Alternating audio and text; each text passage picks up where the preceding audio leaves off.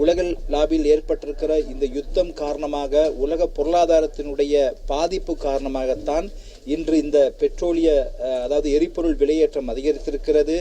எனினும் இந்த எரிபொருள் விலையேற்றத்தின் காரணமாக இதன் சுமையை மக்களுக்கு நாங்கள் முழுமையாக சுமையை வழங்காமல் அரசாங்கம் என்ற வகையிலே நாங்களும் முடியுமான அளவு மக்களுக்கு நாங்கள் நிவாரணங்களை வழங்கி கொண்டிருக்கிறோம். எனவே இந்த உலக யுத்த சூழல் மேலும் பழைய நிலைமைக்கு வருகின்ற பொழுது பொருளாதாரம் பெறுகின்ற பொழுது மக்களுக்கு மேலும் மேலும் நன்மைகளை பெற்றுக் கொடுக்க அரசாங்கம் முன்னின்று செயல்படும் என்பதை நான் கூறிக்கொள்ள விரும்புகிறேன்.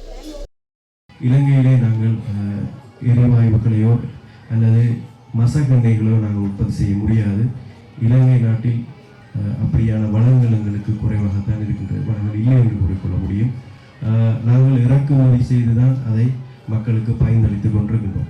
ஆக இதை சரியாக புரிந்து கொள்ளாமல் கடந்த காலங்களில் இடம்பெற்ற விடயத்தோடும் தற்போது இடம்பெற்றிருக்கின்ற இந்த எரிபொருளின் விலைகள் தொடர்பாகவும் இவர்கள் ஒப்பிட்டு கூறும்போது உங்களுக்கு தெரியும், ரணில் விக்ரமசிங்கே அவர்கள் ஆட்சி காலத்திலே எரிபொருள் கப்பல்கள் மிக நீண்ட காலம் கடலிலே காத்திருந்தது. அவர்களுக்கான எரிபொருள் கட்டணத்தை செலுத்த முடியாத ஒரு நிலைமையில் தான் இலங்கை இருந்தது. ஆகவே அந்த சூழ்நிலையும் வேறு, இப்போது இருக்கின்ற சூழ்நிலை வேறுமாக இருக்கின்றது.